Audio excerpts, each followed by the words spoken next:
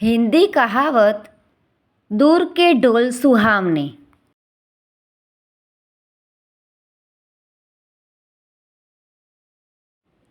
दूर के ढोल सुहावने अर्थ दूर से चीज़ें ज़्यादा अच्छी लगती हैं और जो चीज़ हमारे पास नहीं होती वह हमें ज़्यादा आकर्षित करती है।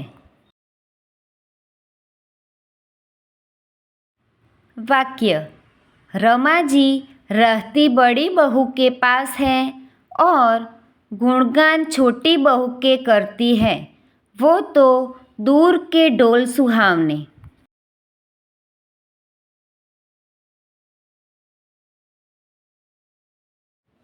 Thank you friends. Please like, share and subscribe.